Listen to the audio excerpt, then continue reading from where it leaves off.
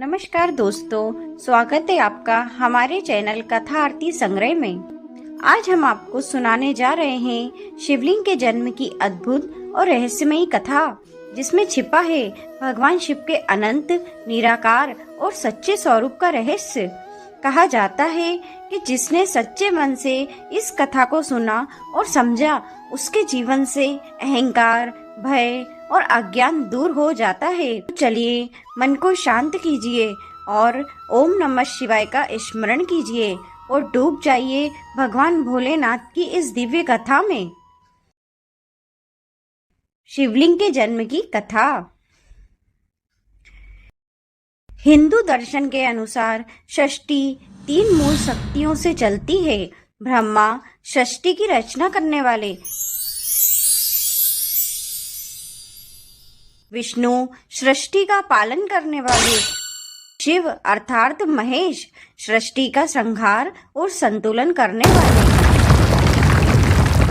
यह तीनों एक ही परम शक्ति से अलग अलग रूप हैं।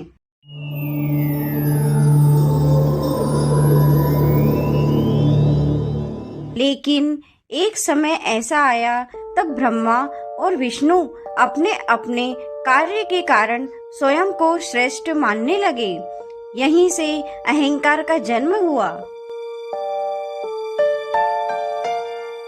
ब्रह्मा को लगा, मेरे बिना सृष्टि का अस्तित्व ही नहीं है, पूरी सृष्टि मेरी ही बनाई हुई है, इसीलिए मैं ही सर्वश्रेष्ठ हूँ। वहीं विष्णु जी को लगा कि मेरे बिना सृष्टि टिक नहीं सकती, मैं ही सृष्टि का पालन करने वाला हूँ, इसीलिए मैं ही सर्वश्रेष्ठ हूँ। यह विचार धीरे धीरे विवाद में बदल गया। यहाँ यह बात ध्यान देने वाली है कि यह विवाद केवल 2 देवताओं का नहीं था। यह दर्शाता है कि ज्ञान और शक्ति होने पर भी अहंकार सबको अंधा कर देता है। एक बार जब दोनों में विवाद अपने चरम पर पहुंचा, तभी अचानक उनके बीच एक भयंकर प्रकाशमान अग्नि स्तंभ प्रकट हुआ। उस स्तंभ का ना तो ऊपरी सिरा दिखाई देता था और ना ही निचला सिरा। वह न जलता था ना ही नष्ट करता था। वह केवल ऊर्जा और चेतना से भरा हुआ था। यह स्तंभ वास्तव में परम सत्य का प्रतीक था। तभी आकाशवाणी हुई कि जो इस स्तंभ का आरंभ या अंत खोज लेगा, वही सबसे सर्वश्रेष्ठ कहलाएगा। यह परीक्षा शक्ति की नहीं, सत्य और विनम्रता की थी। यह सुनकर विष्णु जी ने वराह अवतार लिया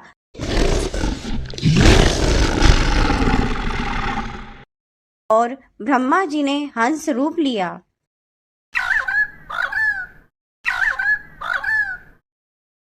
विष्णु जी स्तंभ का अंत खोजने पाताल की ओर गए। वे युगों तक नीचे जाते रहे, पर अंत नहीं मिला। अंततः उन्होंने स्वीकार किया कि मैं इसका अंत नहीं खोज सकता। यह सत्य स्वीकार करना विष्णु की महानता दिखाता है। वहीं ब्रह्मा जी, जिन्होंने हंस का रूप लिया, ऊपर की ओर गए। वे भी आरंभ नहीं खोज पाए, लेकिन उन्होंने एक केवड़ा पुष्प को झूठा साक्षी बनाकर कहा कि उन्होंने आरंभ देख लिया है।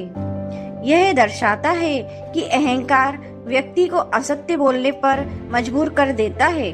तभी अग्नि स्तंभ फट पड़ा और उसमें से भगवान शिव प्रकट हुए। शिव बोले कि विष्णु ने सत्य कहा है कि वह इसका अंत नहीं खोज सके, पर शिव आगे बोले कि ब्रह्मा ने असत्य कहा है कि वह भी इसका अंत नहीं खोज सके।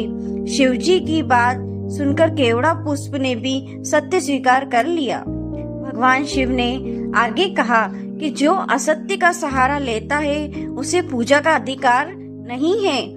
यह बात देखने वाली है कि जिसका अर्थ यह नहीं है कि ब्रह्मा छोटे हैं, बल्कि ये संदेश है कि सत्य से बड़ा कुछ नहीं है, चाहे वे देवता ही क्यों ना हो। भगवान शिव बोले कि ये अग्नि स्तंभ भी मेरा वास्तविक स्वरूप है और यही स्तंभ शिवलिंग कहलाया। उनका आकार है ना ही सीमा, ये अनंत ऊर्जा, चेतना और शक्ति का प्रतीक है। इसीलिए शिवलिंग को जन्म नहीं कहा जाता, उसे प्रकट होना कहा जाता है। जिस रात भगवान शिव इस रूप में प्रकट हुए वह रात्रि महाशिवरात्रि कहलाती है। ये दिन दर्शाता है कि अज्ञान पर ज्ञान की विजय, अहंकार पर सत्य की विजय, अंधकार पर प्रकाश की विजय। इस पूरी कथा का सार यह है कि अहंकार सबसे बड़ा अज्ञान है, सत्य स्वीकार करना ही सच्ची महानता है और ईश्वर को रूप में नहीं भाव और चेतना में समझना ही महानता है। भगवान शिव का यह संदेश है कि मैं बाहर नहीं, तुम्हारे ही भीतर हूँ। बोलिए भगवान शिव की जय।